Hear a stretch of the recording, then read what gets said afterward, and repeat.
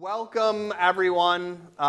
We have a special treat for you today. We try to do our best at McIntosh & Associates to do these educational events, and today we're really taking it a step further. So I would like to welcome you here. We have brought David in from CAZ, and we will give you more information as the night goes on. But again, today's an educational event. I have a series of questions, so I'm going to kind of act as a game show host. And I told Nick and Lindsay that my only regret is that I didn't have the Bob Barker microphone with the real long stem. I feel like that would have really kind of taken things over the edge. We can make that happen. In the future, come back next time and we'll have the Bob Barker microphone. So David joins us today from CAZ. He's going to tell us a little bit about who CAZ is, why it's important, and why you're sitting here learning more about them and similar investments and investment styles. So forgive me for reading off a sheet, but I've got a lot to cover today. So I'm going to get right stuck in if that's okay with you guys. Yes? Please. Wonderful. You all know that we do our level best to bribe interaction. So just know that there are some things that we can share with you today to take home if you're especially interactive. So if that gets you going with questions and such. But based on your bio, David, you spent 25 years and more with large institutional managers in the public and the private sector. Can you share with us kind of the difference between the public investing space and the private investing space? Yeah, you bet. So, before I jump in, I think it makes sense just to give you some background. I came today from Ann Arbor. I was born and raised there and left for about 12 years for school and work and that sort of thing. And then when we started having kids, we moved back to Ann Arbor. So I see the St. Patty's Day shirt there. Reminds me when we found out that my son was coming.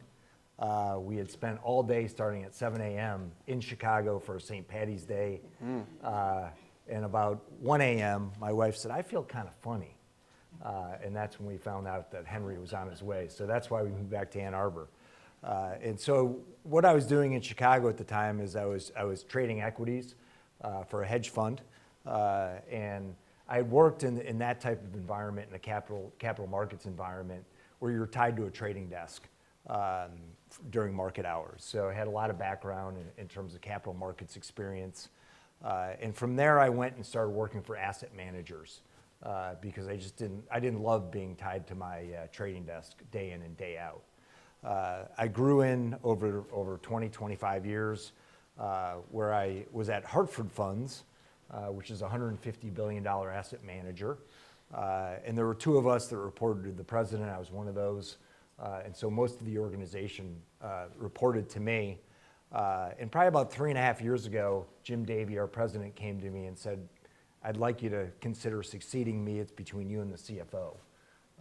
And so I said, well, I'm going to make this really easy. I had spent 5 years commuting back and forth to New York, another decade back and forth to Philly. I said, I have deep roots in Michigan. I'm not leaving. And so we started unwinding that. So I left Hartford Funds and got to know CAZ. CAZ actually contacted me to run a good part of the organization. I said, I don't want to be in an airplane every week, for the last 10 years of my career. And so I got to know CAZ Investments and then invested with CAZ Investments and then decided to join the firm. And so that's a little background on how I arrived here. I love doing events like this. It's really fun for me. It's all about just educating all of us on things that some of you probably know a lot about, whether you realize it or not, when you think about private investing. And so, your question, it's a long-winded answer to a short question. But, when you think about public investing and private investing, when you think about public investing, that's the easy one. That's an auction market. And so if you think about Apple Computer or NVIDIA or Microsoft or General Motors, those are all public companies that work in a stock exchange. And so you know what the price is every second of every day. You can trade them every second of every day. You know exactly where you are in terms of price transparency and reporting. And so that's the public markets. The private markets are a negotiated market. And so when you think about all the businesses out there that are privately owned and started, that's really what we're talking about in terms of private companies. So, you know, the ones that are in the news right now, there's big news around SpaceX, that's a private company. But the subway down the street is a private company too. We don't invest in subways, but you know, it's the whole horizon of very small companies to really large companies that are private. Now here's the first audience participation question. When you think about all the companies that you can invest in, public, so the Apples of the world, or private, the SpaceXs of the world, and you think about real companies, so these are companies with $100 million of earnings, or EBITDA. So you draw the line there. What percent do you think are public, and what percent do you think are private? So if there's 100 companies, what percent do you think are public that you can trade on a daily basis, and what percent do you think are private?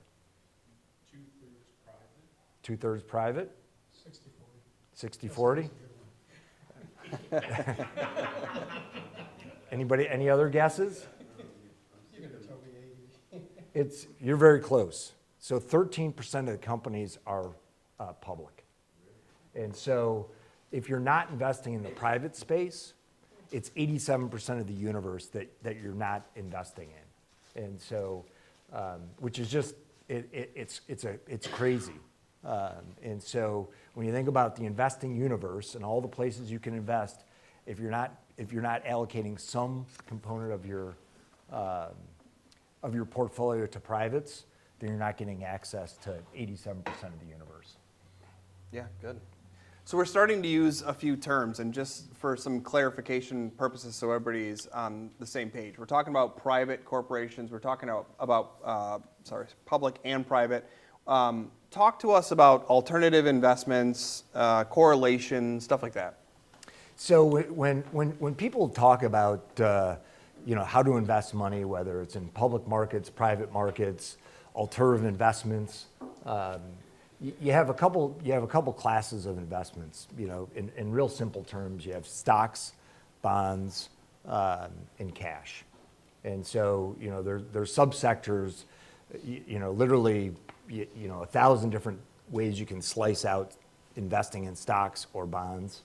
Cash is pretty straightforward, U.S. dollar in most cases. And so when you start thinking about investing outside of that, those are going to be alternative investments. And one of the reasons that you want to do something like that is you want diversification and you want your investments to move in different ways. So if stocks go up, you want something else that may stay pretty steady. If stocks are going down, maybe the other thing you're investing in goes up. And the most simplistic way to think about this is how they move together is the correlation. And then the actual investments that you have is the diversification. And so think of it like this. Let's say you owned a golf shop and all you sold is sunscreen. You're going to do really well on sunny days. Now, what happens if it rains? You're not going to sell any sunscreen, but if you just add one product, umbrellas, now instead of your business going like this, it's going to go like this. And that's exactly what we're talking about today in terms of getting more diversification and getting different assets in your portfolio that are going to move in different ways over different market cycles. Question. It's true, I don't know if it's true or not, but I've got investments in both equities and bonds. And it seems to me that when the market goes up, the Dow or S&P, the bonds go down. And when bonds go down, or when the market goes down, the bonds go up. And I've noticed that in my investing, that's probably true 90% of the time. Very seldom do I ever see the Dow and S&P go up and the bonds go up at the same time. Not very often. Right, right. Is that? So you're touching on the reason you want to consider private investing. Yeah. 20 years ago, if you just, and we're kind of jumping ahead No, here, that's but fine. 20 years ago, essentially is what people did is they decided, okay, I want a balanced portfolio where they put 60% of their assets in stocks and 40% in bonds. And the reason they did that is exactly what you're talking about. So if the S&P went down, then your bonds are going to sort of be your shock absorber, and vice versa. And today is what's happened is things are starting to move in one direction. It's called a correlation of one. So the investments that most people invest in today, stocks, bonds, people will try to diversify and buy international stocks and mutual funds and bonds, and everything really moves in unison and is starting to correlate to one. And here's what happens in reality is that when you have a sort of a market without volatility, where there's really nothing going on, you can diversify your portfolio and you can look at it and say, okay, I have 60% in equities, 40% in bonds, and everything looks great, except when you get a big sell-off. And when you get a big sell-off, a 10% sell-off or a 15% sell-off or a 20% sell-off in the S&P or the equities you own or stocks you own, the bonds are also not going to do very well either in today's market. So you're 100% right. And so that's why it makes sense to begin to look for other investments or asset classes that are going to move in different ways. And really is what you want to see is if the S&P is going down, do you have some asset in your portfolio that's not going to go down as much? And the other part of it is there's no way I can sit here and tell you that if the S&P is going to the moon, that private investments are going to do the same. You actually don't want that to happen because then you're not getting that correlation benefit. You want things that are going to move in different ways. So that's really what it's all about. Completely agree. So based on what you're saying, like the correlation charts that are out there with silver, gold, whatever, different currencies, if they're all moving towards one, at what rate and what's the holdout then, Do you understand? Wait, when you say, I mean, like which one, if they're all moving towards one another, how do you predict what the best safety one is, I guess, or the best correlation, anti-correlation? right. So, without getting too wonky with a bunch of math, again, if you go back 20 years ago, modern portfolio theory, we look at this, and it was pretty straightforward and simple. Today, because there's so much efficiency in the marketplace, everything when there's times where the stock market's getting hit hard, things typically are going to correlate to one. And so, that's what we're in search of, is trying to find the asset classes that aren't going to correlate to what you traditionally have invested in, what I've traditionally invested in. And so, I think about, my 25-year career, it's, I've always been exposed to alternatives in private investing, but it's been primarily traditional asset management, the things that all of us in this room have invested in. And it's always been a head scratcher because you could own 10 or 15 or 20 line items in your portfolio, and when there's challenging times out there, everything just kind of moves together. And so you want to find assets that are going to move in different ways, and there's no crystal ball. So that's the problem. So, if I knew that, I probably would still be sitting here, but I might have flown in my helicopter instead of driven down in my car. So, you have to be diversified. So you have shock absorbers along as different asset classes are moving in different ways, or else you have to have a really strong stomach to be able to say, I can just invest in one line item, hope I get it right, and all of a sudden Sometimes you're going to be right, sometimes you're going to be really wrong, and most people can't handle that, don't want to handle that, don't need to handle it. I'm going to move on. I'll come back to that, okay? I just want to, we've got plenty to get through. So you've had a chance to kind of describe what CAZ does and what makes them unique and how they invest in coordination with the market, I guess I could say. But give me a little bit more background about who Sure. CAZ is, how they got started, Yep. just Yep. a history. So Yeah, everyone knows. I think it makes a lot of sense. So we're just celebrating our 25th birthday this year. We've been in the private markets for 25 years. Our firm, CAZ, is our founder's initials, Christopher Allen Zook. He started out with 35, we're in Houston, our headquarters are in Houston. He started out with 35, think energy families, that he invested for and with. At that point, 25 years ago, he was on the Texas Pension Board, and he was exposed to a lot of private investments because in the institutional marketplace on a pension board, they were investing in the private space. And so that was really the exposure that he was getting to the private space. And fast forward to 2008, he sat on the pension board with a guy named John Paulson, who is a bit of a household name today. And the reason he's a household name today is if you remember back to 2008 during the great financial crisis, John Paulson was the one who recognized that the housing market had gotten totally out of whack in terms of, people taking mortgages against no income, no assets, and that really kind of blew up the economy. Well, John Paulson figured out ahead of everybody else that was going on, and he went out and shorted subprime or the subprime mortgages that were out there. Christopher Zook, our founder, went to John Paulson and said, John, I think you're onto something here. I would like to invest alongside you. John Paulson said, Christopher, that sounds great. You can write me a check for $25 million.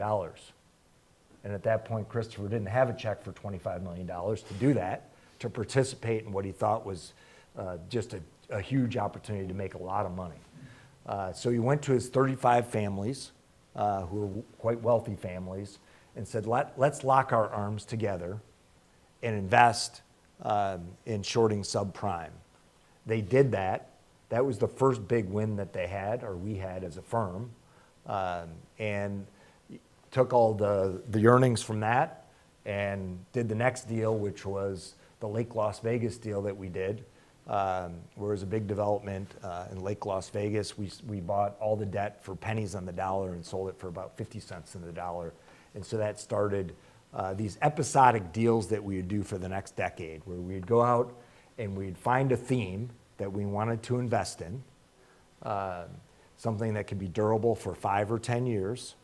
And then what we would do is we'd go to our network, which at that early days was probably 100 investors, and we would say, would you like to invest alongside of us? And so we're always the largest investor when we go in. We're the first in and we're the last out. We have $650 million of our own money invested in the same things that if you choose to invest, you would invest alongside us at the same structure. And so what we are is we're considered a thematic investor. And so again, we find themes that we want to invest in, and then we go out and figure out a way to do that. Then we write really big checks to drive the economics down, the fees down, and then we share it with our network. And today in our network or ecosystem, we have 10,000, I'll say 10,000 partners, because that's what we call the people that invest alongside of us. We call them partners. And so Macintosh would be considered one partner as an example. And so in some cases, they're high net worth families and family offices and foundations, and then firms like Macintosh and Associates. And so again, it's a thematic investment firm where we figured out a way to, as I said, we wrote the biggest check in private equity last year at $1 billion on one single check and one single document. And that gave us a lot of access to things that we couldn't get if we wrote a check for 25 million or 50 million or 100 million. And then we're able to, by doing that, drive all the fees down for all our partners that invest alongside of us. So we believe in alignment. Our founder likes to say we're freakish about alignment, meaning we sit arm in arm with each one of our partners. And so that's really how we are.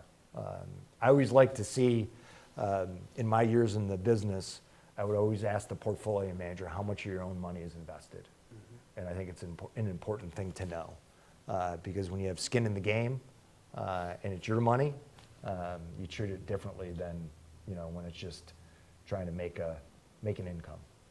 That's right. How long have you had the partnership with Macintosh? So we were made aware at an event where we were educated. CAZ was presenting. It was actually Christopher Zook, the founder of CAZ, who had kind of spoken to us. So we first started by dipping our own money into CAZ before introducing it to clients. I would say it was about February, March of 2025 that we first started investing. yeah, yep. So we finally feel like we are in a comfortable position. We like the direction where we have started to chat with the clients here. And some of you have already dipped your toes in with us to CAZ, but more recent than our own money, I would say. Just curious. Yeah. Yep. And it was a long process, a long ramp to decide on both sides to decide to partner together. I guess I felt, what kind of vetting do you do with these partners? Do you do any vetting with them?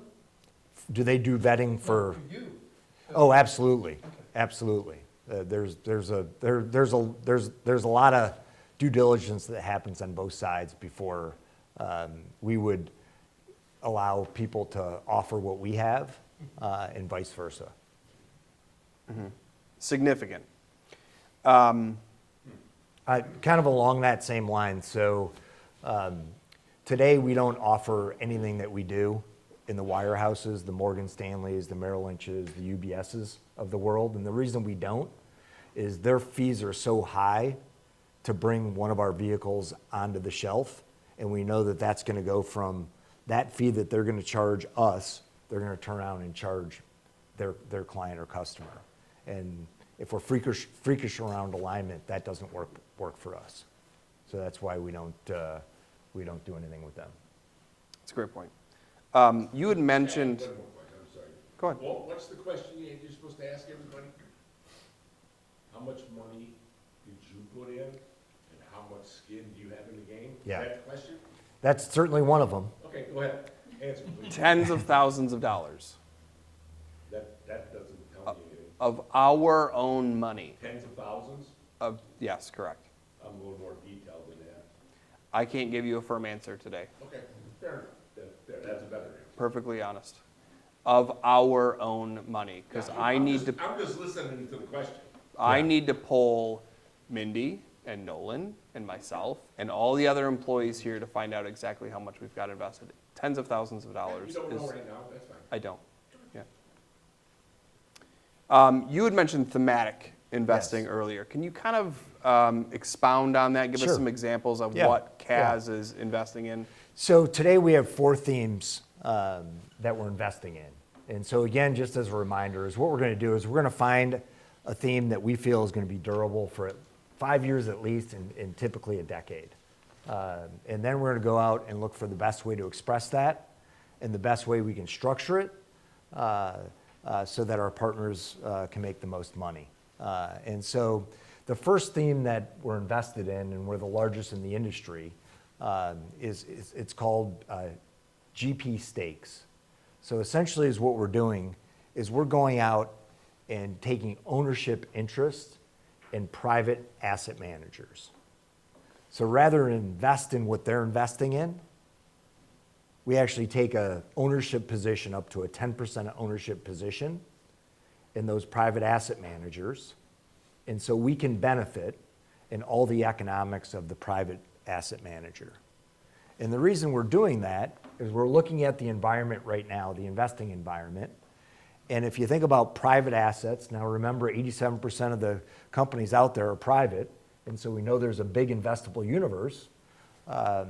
We know that if we look back over the last 20 years, every 5 to 7 years, the amount of assets that are going into private investments are doubling. By 2030, they're going to double again. Last year, the administration allowed retirement plans to invest in private assets, which is a $16 trillion universe that we didn't have access to invest in previously. And so anytime you can sort of get on the wave of where money is going to flow, that's where you want to invest. And so when you think about investing in a private asset manager, private asset managers and asset managers in general, so think of mutual fund companies would be public type asset managers. In the private asset manager space, this is how it works. Has anybody ever heard of a private equity fund? Yeah. Okay, so private equity fund A is a fund that a private asset manager is going to launch. And let's just say all of you here decided to invest in this private equity fund that David Heschley's private asset manager is launching. The way it would work is we would come to you to say, here's what we're going to do with our private equity fund. We're going to invest in this company, this company, this company. We have this niche of doing this, this, and this. And here's what I'd like you to do. I'd like you to write me a check for $1 million. Okay? And you're going to say, well, what are you going to do with my $1 million? Well, I'm going to go out and find companies that I want to invest in to make money on. And what fees are you going to charge me to have you invest with me that $1 million? Well, I'm going to charge you a 2% management fee, and I'm going to keep 20% of the profits. That's how a private equity fund works. That's if you invest in the fund. Now think about this. We own the private asset manager. So rather than pay the 2 and 20, we get the 2 and 20. We're the house. We're the track. We own 107 up to 10% stakes in private asset managers. So every industry across the world, primarily North America, every size. So as what you're getting is access to the private space in a relatively low risk way. And so the first 7 to 8% of our returns are just based on those management fees that we're collecting. And then the upside is if they actually do something well under the hood in the portfolio. And so we have a target of 15% on an annual basis. And we've never had a down quarter in the portfolio. We probably will. I expect us to have a down quarter, but we haven't yet. And so everything sort of stems off that theme of saying, okay, is there going to be more assets going into private markets or less? We think a lot more, and then how can we express it? So that's our primary theme that we do. And again, we're the largest in the industry in the private space. The thing I like to point out is when I hear private equity, I always think of there's binary outcomes. So what does that mean? I invest in company A, and everybody has a friend who's approached them to invest in a company. And you can either make a lot of money or lose it all. That's not what we're doing. We're very, very diversified, and again, relatively low risk in this theme. The second theme is cord cutting. And you say, well, what are you talking about, cord cutting? Does everybody here have cable television? Okay. I got the cord. Who's cut the cord? Okay. So that's the theme that we see, and that's the durability that we see for the long term. And so how can we express that? Well, the reason we want to take advantage of the cord cutters is the eyeballs. So it used to be 10, 15 years ago, what would you do? Set your television for must-see TV on Thursday, and you watch that. So last year, if you look at the top 100 shows, How many of them do you think were not sports?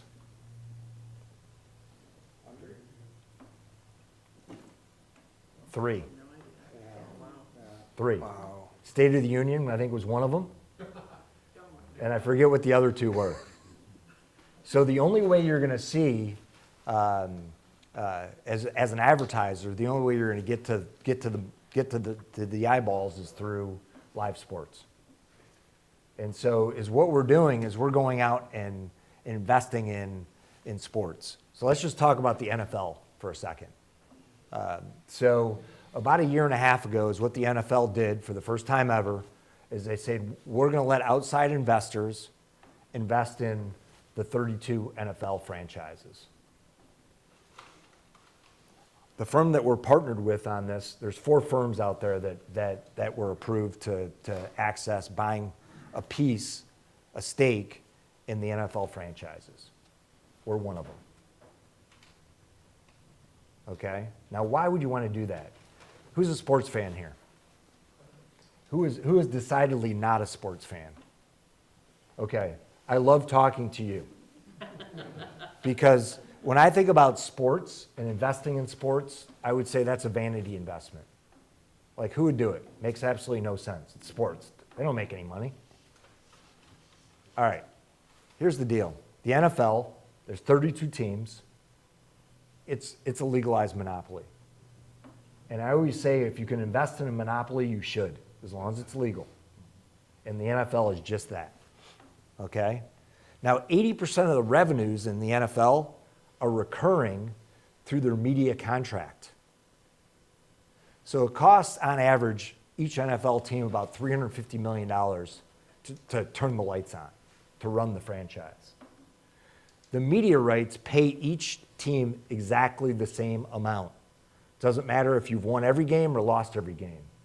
You get your same pro rata share, $470 million.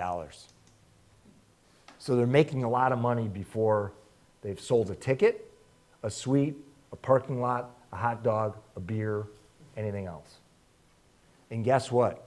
The advertisers know where to find the eyeballs. And so the NFL is pushing these contracts forward. They're going to renegotiate the contracts and push the value of the franchises up. Now, who wants customers? And who wants to know exactly where customers are going to come from in the business?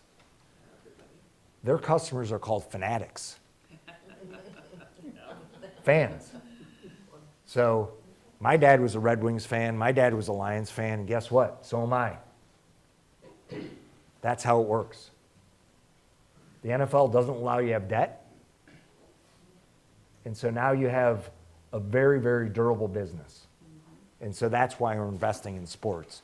The same story works for MLB, NBA, NHL. It's not nearly as profitable, but it's still very profitable. So to give you a sense of kind of what we've done in the last year and a half, we bought a piece of the Buffalo Bills at a $5.5 billion valuation. We bought a piece of the Chargers at about a $6 billion valuation. The Miami Dolphins were just valued at 12. I'm not saying our 2 investments are going to 12, but they're going north of where we were a year and a half ago, because everybody's looking at the media contracts being pulled forward. So that's theme number 2. Theme number 3 is we're in Houston. So we have deep relationships in the energy complex. And whether you believe in energy or not, we invest in all types of energy. Now, the facts of the matter, even prior to what's happening in Iran, is that essentially what's happened is for every 7 barrels of oil that we're using, we're only replacing 1. 20 years ago, we were replacing 9 for every 7 that we were burning off. And the other thing that's interesting about sort of the macro environment of energy is I think there's a lot of people that think that there's replacement or complements or substitutes of energy. And so you think, okay, if I had solar, then I'm not going to use as much oil. If I have wind, I'm not going to use as much of this. Well, I can tell you this fact. If you go back 500 years ago, or however long it was, where people were burning horse dung for energy, there's more horse dung being burned for energy today than there ever has been in the history.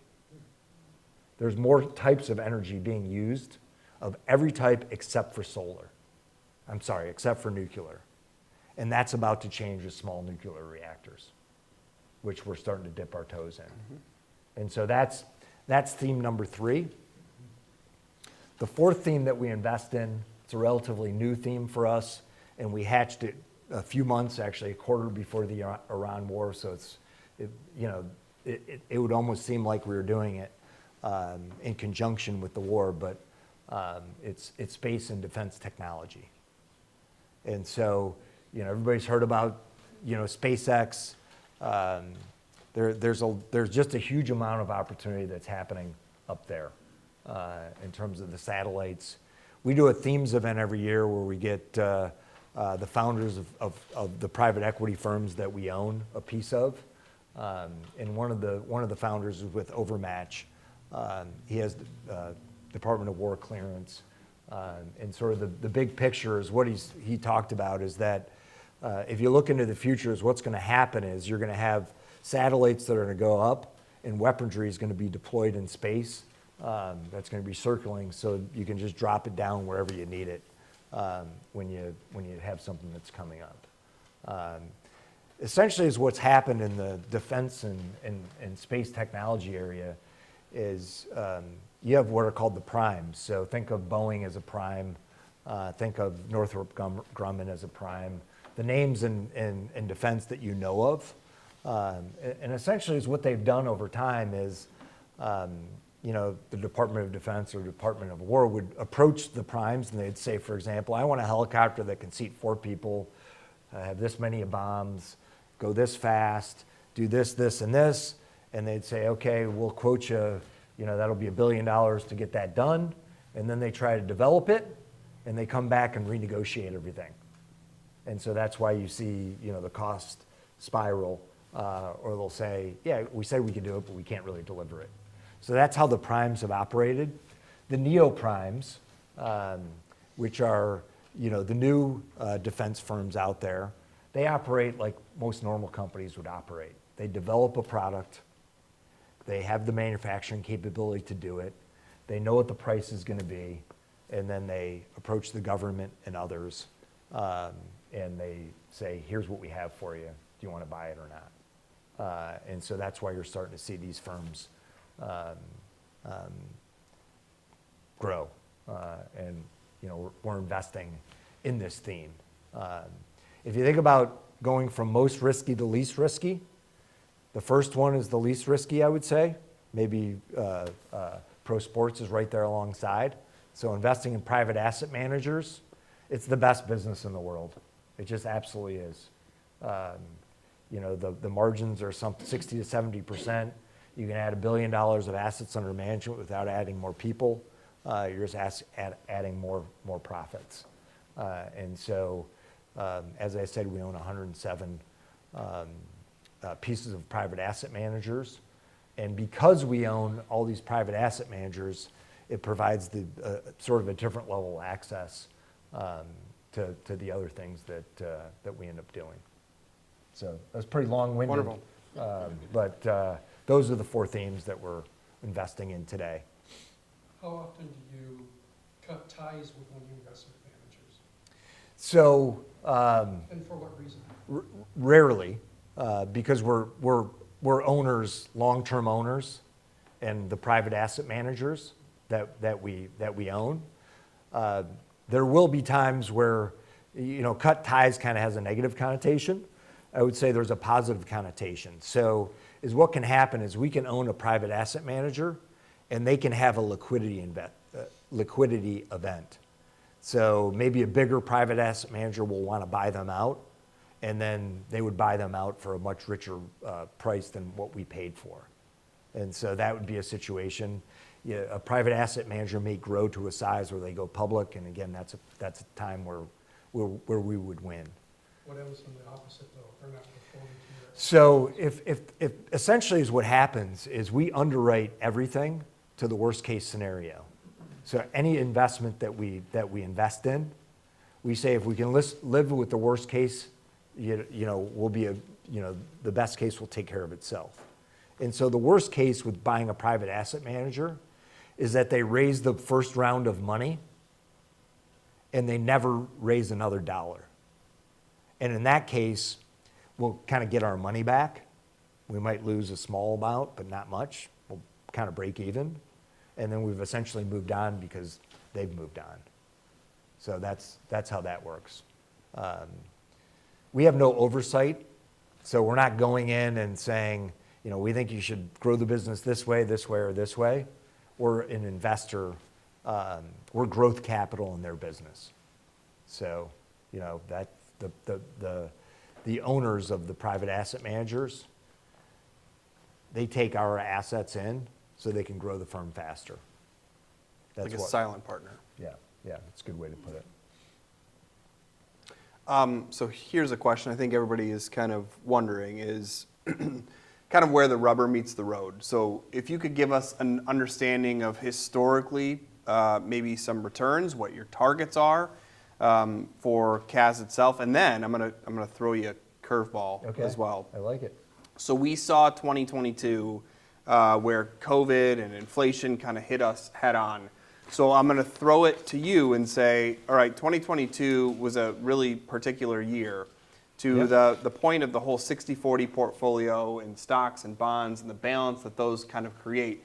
And historically speaking, that's been a method for success. But 2022 is special, right? I think that was the third time in the last 100 years where stocks and bonds were both negative. So if you could give us an understanding of maybe how CAZ did during that time period, I'd be... I don't know about you guys, I'm interested. So first of all, just big picture, 95% of the investments that we've ever made over the last 25 years, we've made money on. So our batting average is really, really good. During that time period, and it's interesting because when you think about the 22 time period, it went from January to May-ish. The S&P was down 25%, the NASDAQ was down 35%. We were up 2%. Now, the thing that's interesting is when things reversed and the NASDAQ and the S&P sort of took off and rebounded, we were only up 1% during that period. So we started talking about having vehicles or having investments in your portfolio that are going to act differently. The proof is in the pudding. And you really want to look for times of stress to see how investments are going to work. And it's worked. The other period was 2024. It didn't seem like much, but July through August we were down about 10 in the S&P. And so when you think about our fund, Strategic Opportunity Fund, it really operated the same way. So we held up, but we didn't gain as much, as things sort of took off. The return expectations that we have is our founder, I always press him on this, and I say things. We just did a meeting together on Monday, and so I always try to get him with some questions, and I say, given the macro environment that we're in right now, with everything that's happening in the geopolitical situation, have your return expectations changed?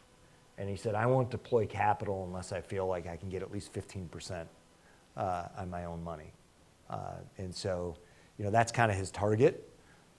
When you look at the Strategic Opportunity Fund, which I don't want to say Strategic Opportunity Fund 1,000 times, so I'll just refer to it as SOF. It's easier for me to say. Is what you're getting in that vehicle is you're getting all the themes that I talked about. I would say it's the best of what we do at CAZ Investments, and a vehicle that overcomes a lot of the objections that are out there. And the objections in the private space, because you don't get a free lunch. There's no free lunch in any investing. So what are you giving up to get this? You're giving up liquidity, because remember, in the public stock market, you can sell a stock every second of every day. You can't do this here. And you're giving up transparency. So if you own a mutual fund, you can go in and look at all the holdings, and then you look at the prices where they're all trading each and every day. In the private space, we value things on a quarterly basis, and there's usually a 1 to 2 quarter lag. So with SOF, you can see each line item of what we own, but in terms of the values, you won't have transparency about the values, and you don't know where it's priced. Okay? So that's the give up, if you will. You know, that's why we're getting the type of returns that we're getting, and that's why you're getting the correlation benefits of investing in this. Last year we did over 17% in SOF, and we're off to a good year this year as well. So he brings up and touches on a couple points that I think I'm going to kind of expand on a little bit. So he's talking about SOF as one of the funds that CAZ offers. That is the one that we have kind of also signed off on. There are other funds that CAZ offers that we have kind of held back on for now, just so you know. So SOF is open. Others are not yet open. It's not something that we feel comfortable with yet. The other thing that I'll make mention of is you are here today, right? Educational event. CAZ is what we consider to be one of the investments for classified high net worth clients. What this means is you need to be an accredited investor. Now, that's not CAZ's stance. That's kind of the stance that we as an organization take, is to say, okay, you know, pump the brakes. We need to make sure that people understand. An accredited investor is someone who has $1 million of liquid investable assets, or you have a married filing jointly income of $300,000 or more for at least 2 successive years. That is what the federal government considers to be an accredited investor. That's what we follow as well. So there are some stipulations on investing in these types of strategies, and the reason why I'm explaining this is because David mentioned liquidity, right? So liquidity is one of those things that for investments like this, there is a hesitation, I'll say, or additional liquidity requirements. So if this is money that we think you're going to need shortly, or you'll need to make a knee-jerk reaction, pull it, we're going to say, hold on, this probably isn't for you. So as far as liquidity goes, give us an understanding of what the expectation is. Yes. So the way the structure works is that if you invest today and you wait 1 year, there's no additional fee to sell. If you invest today and you sell before 1 year, there's a 2% redemption fee. And that doesn't go to CAZ, it goes back to the shareholders. Because the idea is we want everybody, if you're going to invest in it, to Luke's point, this is money that you want to have there with everybody else. So that's one stipulation. The other stipulation is you can buy it every day of the week. Well, not every day, but Monday through Friday. Sure. We'll say. Please. Okay? And then you can sell it on a quarterly basis. Okay? So even if you wanted to sell it before a year, you could sell it quarterly, but you just pay a 2% redemption fee. Once you've been in the fund for a year, there's no 2% redemption fee, and you can sell your assets at the current net asset value. Now, the other thing you need to know is they're private investments, and they're less liquid or illiquid compared to public investments. And so what we do is we put a limit of 5% per quarter in total. So today the fund has, I'll round up, $1 billion in it. So what is that, $50 million a quarter? Yes, $50 million a quarter. So if you invest, $500,000 in it, and you decide down the road that you want to sell everything, as long as there's not people ahead of you for 5% per quarter, you can sell 100% of your investment. Is there a specific window during the quarter when you can only sell, or is it the beginning of the quarter, I could come and say, I want to sell, and you could sell. No, there's, the next there, week there, or no, something. there's a window. There's a window in the How quarter. long's that window? How long's that window? Well, usually what you do is you'd put in a sell request before the quarter ends, and then you essentially, today we have no issues. We're redeeming, There has been an issue with private equity investments recently, well, it's been an issue with private credit. or private credit, excuse me. So, to Luke's point, it's a great point, is that, people who are going to the redemption window in private credit, they probably don't need to Correct. in 9 out of 10 times. Correct. Because I'm not advocating, I doubt, I don't want to speak for Luke, I doubt he's going to suggest that anybody puts 100% of their money in any Correct. vehicle like this. Correct. Like that would be, Any single thing. This is a hedging strategy. This is not a 100% all in. We're not gambling. so it's kind of to your private credit, there's not a systemic problem in private credit, meaning not all private credit's bad.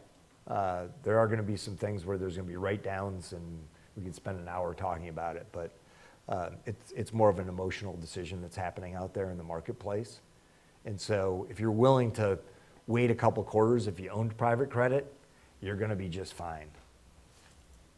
In fact, we sold all our private credit in 2024, and we have people knocking on our doorstep, and it just hasn't gotten cheap enough for us. So you're out of it right now. Yeah. That's not one of your themes. No. Okay. No, but it could be if, and we're not hoping for bad things to happen, but if you start seeing headlines that there's true problems in private credit, CAZ is going to be sitting there waiting to buy. So And your that will 100 become our So theme. your 107 asset managers, could they be in private credit? You There, don't know? a few have exposure to private credit, yeah, but a few percent. So it's not a big piece. As far as a portfolio goes as well, just so you know our stance, our maximum target, our maximum exposure to what I'll consider to be alternative investments or similar to CAZ is going to be somewhere between the 5 and 10% range. So as far as what we are believers in, this is still a hedging strategy for us. We will use it to kind of take some of the risk off the table, some of the volatility in the market, which we see volatility a whole heck of a lot here in recent years. This is one of the strategies to help us out. It is not a replacement. We are not saying this should take a large chunk of your assets. It's something that we need to at least consider and educate ourselves on.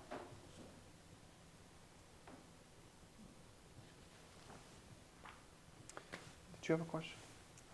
If you have a certain percentage that go IPO, how do you replace them? Or is the fund given back to the investors, or is it replaced with alternatives? That's a great question. So we're always in the market buying new investments. And so if one of our companies IPOs, then those profits go right into our fund, and all the shareholders participate in that.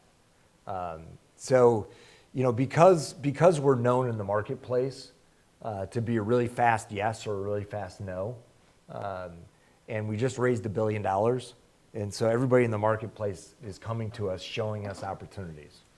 And so we had an opportunity last year that there was a Blackstone deal that a Japanese pension fund owned, and they mismatched their assets and liabilities.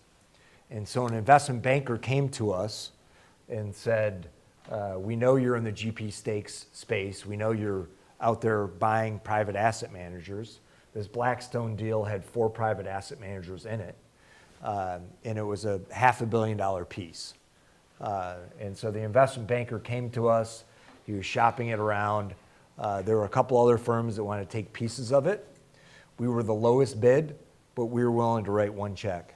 And so essentially what we did is we were able to buy that at a 25% discount. The pension fund only required us to pay for a third of it up front, but we owned the whole piece of it. And so the returns on that were out of sight. And we knew everything happening, kind of what was owned, so we can make a very quick decision, and we had the liquidity to do it. And so that's an example, kind of goes along with your question, you know, how do you populate your portfolios? We see 25 different investments a year. We have a big investment management team that looks at these. It's different than a traditional portfolio manager where they would look at a stock and they'd start doing all sorts of analysis on the stock and go interview the company. Our investments, our people are looking at structure, who's running the firms, and we don't come in and do oversight on, you know, what individual companies they're buying or selling. We're looking more at the firm level. Good. I guess I'm confused about something. Yeah. I've heard two different polls that I can't reconcile, maybe for lack of understanding. I've heard a description of a counter-cyclical behavior objective. That's one, but the themes that you covered don't seem counter-cyclical to me. In fact, if anything, like with professional sports, for example, it's focused on money pouring in, not anything as a hedge against things going bad. So I'm confused about how to reconcile those. So sports is a great example. Okay, Because even if the economy goes down, people are still going to go to sporting events, and they're yeah, still. but that's not why the teams are valued so high. Yes, it is, because the eyeballs are watching, and the media eyeballs- right, contract. The eyeballs are dependent on advertising, and what companies are gonna be willing to pay to advertise in a down environment. I mean, do we expect that to continue to be high? Well, the answer is yes. You know, I don't know what the future is going to hold, Sure. but that's certainly what's happened the last 25 years. And we know that the media contracts are in renegotiations right now, and they're going to be a lot richer than they were today. Absolutely, but that's all forecasted growth, like general wealth accelerant. It's not really a hedging strategy. I mean, we consider that then to be a conservative as opposed to So, the Mag 7, for example, which was public. if I think about the valuations around NFL teams versus Yeah. the Mag 7, Yeah, they're significantly less expensive than the Mag 7, as an example. But back to your counter-cycle question, you know, commodities would be counter-cyclical, gold would be counter-cyclical. yes. And then sometimes, That's not what- really conservative yeah. would be consumer staples. Yeah, that's really not what we're doing. We're Right. looking for correlation benefits in a portfolio, which is different than, you know, trying to game what's going to happen in a different way. Here's a good example. In our energy strategy, Yep, even when the price of a barrel of oil was $55 or $60, Yep. we made a whole bunch of money. And the reason for that is the private energy firms sell at 3 times cash flow versus the integrated firms like a Shell, a Total, Chevron traded at 8 to 10 times cash flow. And the reason for that is the private firms can go out there. Everybody's probably seen the show Landman. You know, one example. Outside of a lot of the other stuff, the actual oil part of Landman is accurate, where they will go out and they'll put together large leases, as one example of a firm that we invest in. And once they get large enough, then they'll sell them to one of the integrated firms. And so, you know, it comes down to how you're buying the asset. You in know, that case for exploration. we're buying cheap assets and then selling them. Right, for increased production, if you talk in terms of leases, I assume, Yeah, in that particular example. yeah.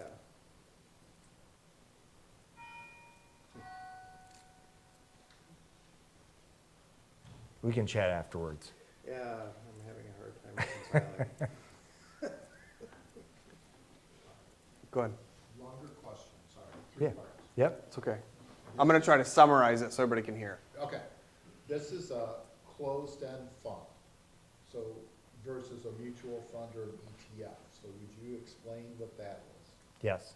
And then I signed up with Luke in March. I turned 65 last month. I get my first Social Security check. Call me a baby retiree or baby investor. Why would I want to do this for 30 years? Because let's say I'm a long-term investor. Mm-hmm. Put my money in. Yep. Okay. And the third part is legacy. 30 years from now, my wife has killed me because short, mean woman. Because she has. She's a sweetheart. Yes. But She's just Don't feisty. get any I have 2 ideas. kids. My son will have money. He will be an accredited investor. Not worried about it. My daughter makes 20-something a year, but like she bought her condo, paid cash.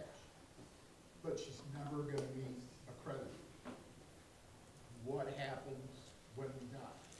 So the 3-part question to summarize is, 1, you're an early, I'll call it an early retiree. Baby retiree is the term that you used.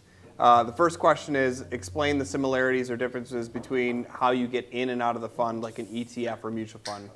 The second question is in regards to, why would I want to hold this for 30 years? And the third question, if I can summarize properly, is if this is used for legacy and I pass this on to my 2 children, one of them is going to be an accredited investor and isn't going to be a problem holding the fund. The second one may or may not be an accredited investor, probably not. How would they proceed? Right. Excellent. So the first question, mutual fund, ETF, and this is called an interval fund. They're all 3 are registered funds. The biggest difference is that an ETF and a mutual fund, you can sell either same day with an ETF or the mutual fund, depending on where you're doing it, you sell it and it's a 1 to 2 to 3 day settlement period. With the interval strategy, you can buy it every day, but you can only sell it quarterly. So that's the biggest distinction. And the reason for that is the underlying investments don't have the same liquidity that you get in the public markets. So I think does that? You said for holdings before, this shows up as a single item holding versus. It's just a ticker. It's Yep. just A ticker, just like a mutual Correct. fund or an ETF. So it's a ticker. You're not going to see 20 line items in your portfolio. You see one. Legacy. Legacy, why would I hold it for 30 years? So the reason you would hold it as a long-term investment is just go back to why would you put it in your portfolio to start with? So you're looking for something that's going to have, good returns. You're looking for something that's going to act differently than your traditional asset classes. And the assumption is that we'll continue to do a really good job over a long period of time. And if we don't, fire us and move on to somebody who's doing a better job. But based on what we're doing today, I anticipate we'll continue to do a really good job for a long time. The third question comes down to legacy, estate planning, that sort of thing. I don't know if you want to hit that one. I can hit it, but Sure. So realistically, what would happen is you pass on several $1 million to each children, and we don't even talk about this at all because they're both accredited. Now, if that's not the case, you're right, your son's not going to have an issue holding the fund. The worst case scenario is that your daughter is not accredited as an investor. The position is liquidated. She gets the cash, invests it how she would like. That is the most simplistic way. Are there avenues to hold CAZ as a non-accredited investor outside of McIntosh and Associates? yes. Yes, there is. It is our stipulation right now that you must be accredited as an investor. It is not the industry's viewpoint. We add an additional guardrail to that may or may not be lifted in the future. Is that fair? Yeah, no, you're 100% accurate. Okay. I just didn't want to speak out of school, so. Thank you. Any other questions? Oh, oh, You're investing, for say, in NFL teams, does the corporate or ownership structure make any difference? For instance, Jerry Jones for the Dallas Cowboys is a very strong owner. You got the Hunt brothers for the Kansas City Chiefs. You had the Ford family of the Lions, and you got the whole town of Green Bay owning the Green Bay Packers. Right. It's a different structure. so the question is, Does based, the structures make a difference on who you invest in? the question is, based on NFL teams as a specific example, does the ownership have a sway on whether or not CAZ is interested in purchasing a stake in that team? Absolutely. I mean, obviously, the Green Bay Packers are not, we can't take a stake, so we have 31 teams that we can invest in. The NFL made a rule that each of those 4 firms is only allowed to invest in up to 6 teams. So there's usually some reason that a family wants to sell. Maybe it's an estate situation, maybe, they're looking at it and they've paid a fraction of what it's valued at now, and they want to diversify their holdings for their family. Just sort of as an aside, does everybody know who Mike Tirico is? Mm-hmm. So he's a neighbor of mine. And so, my daughter and son and his daughter are great friends, and used to see him at the bus stop for years, and he's just a super, super guy. And so when I started looking at investing in pro sports, I called up Mike, and my first thing Mike said is, I can't invest because it's conflict of interest. None of the professional athletes can invest in the teams. But it's funny because his knowledge of all the owners, he started going through the list. He's like, and this guy, this family, so kind of like what you're doing. But he knows these individuals firsthand. So, he could tell me who's likely to sell a piece. So yes, it matters. In the back, I'm so sorry. What's the minimum investment in your account? What's the minimum investment for CAZ is the question. Yeah. $2,500. Oh, okay. So, a lot of discussion about CAZ, but we're here to talk about Strategic Opportunities Fund.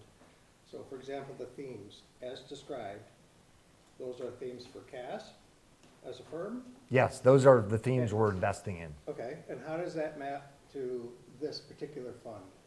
So the 4 themes that I Yep. discussed Yep. are all embedded in SOF.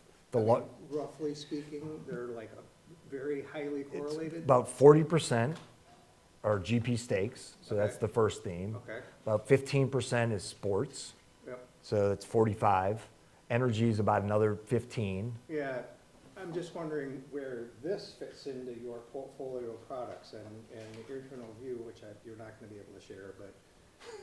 No, I can, You're wanting this fund to do something for the firm, as opposed to other vehicles and what ownership does and all kinds of other things. This is just one product that's out there, and I'm just wondering how to characterize this product compared to the firm. so we have, in those individual themes, Yep. we're not a firm that has 1,000 vehicles. Okay. It's a very narrow, Are you're, we talking dozens? no, Okay. talking maybe a dozen, Okay, or, That's actually helpful. or Thank you. less. yeah. And so if you look, let's see if that has it on there, yeah. If you look across the top here, Yep, this is really how it's allocated here. right. And then these verticals, we have standalone vehicles Yeah. for qualified purchasers Yeah, in I'm each just, of these like- verticals. I was just wondering the characterization of this fund as opposed to the overall objective of the firm. Is this a unique product for some reason that's, not, Well, it's a new endeavor for CAS, for example? yeah, no, I It's a wouldn't, little different from what we've done historically, perhaps. yeah, I wouldn't think of it like that necessarily. Is what you're doing is you're getting all our themes in one vehicle. Okay, So if you said, hey, I really want to just bet the farm, I'm going to put all my assets in space and defense technology, Yeah. which I would really recommend you don't do, Of course. because there's a lot of volatility, and you might get a few companies in there right and a lot of them wrong. That's right, want to invest in Blue Origin. So, you know, you don't want to do that. And so that's why you're getting exposure to some venture Yeah. in SOF, but you're Yeah. also getting exposure to our asset managers, our GP stakes, which are, you know, So consistent. internally, this fund is not like something new and different than what the firm has done historically. Kind of a Because melding of ideas. 20 years ago, you wouldn't even have had a fund like this, right? No, 20 years, So this is yeah. relatively new, and it's just an expression of more of the same of what the firm does, just opening it up to a bigger pool of potential investors. Exactly. Well put. Much better than I could say it. Any additional questions before we wrap up and we say thank you to David? One more. There's a small allocation in private real estates today. So last year we did it's about a 1.5–2% position in some hotels in Houston metro area that we knew really well and we were able to buy really cheap. I would say commercial real estate is another place that we're waiting for things to get really cheap. And when they do, we'll step in. So I had a friend of mine who is building a hotel, and it's sort of this new concept. It's almost like a VRBO, you know, so you bring families in. It's Nashville, and he was going to have Tiger Woods in the basement or in the first floor with this, you know, Tiger Woods sort of theme. I guess it wouldn't play now, but. And so, you know, he showed it to me, and I had our investment management team look at it. Like, we have no interest in that. You know, we're looking to buy real estate when it's cheap, not when it's expensive. So, if it gets really cheap, then we'll be stepping in. May I ask one more of that? Sure. Yep, go ahead. Geographic, you mentioned global, but primarily North America were the words I recall. Yes. Are there strategies regarding geography? It's just home bias. So, you know, the Okay. portfolio is probably 75–80% North America, and then, you know, outside of that, it's Because primarily real Europe. estate, for example, its opportunities can be vastly different depending. Yes, absolutely, absolutely, Okay. absolutely. Good question. I'm making some assumptions here that I don't know if they're right, wrong, or whatever. That's okay. Right now, I have to take money out of my funds to live. And I'm assuming I can't do that if I get into this fund. So let me touch on that real quick. If we've done our job and diversified your portfolio properly, again, this makes up a small percentage of the overall dollar amount. I see what you're saying. So if you're still touching your assets, whether it's due to required minimum distributions or whether it's due to you living off of the dividends or some of the excess, then we haven't done our job properly if your intention is to touch any of the CAZ position. Okay.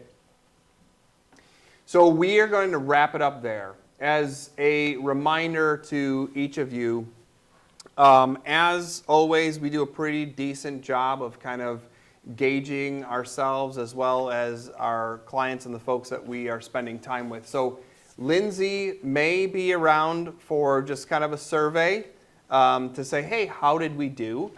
I'll also end with, if this is something that you would like more information on, if you want a more detailed discussion on your relationship with CAZ and whether it should be right for you, you have people here. I'm one of them. You have people here who can schedule some time to sit down in a private environment and talk about your situation specifically, so we're not airing it out to everybody else.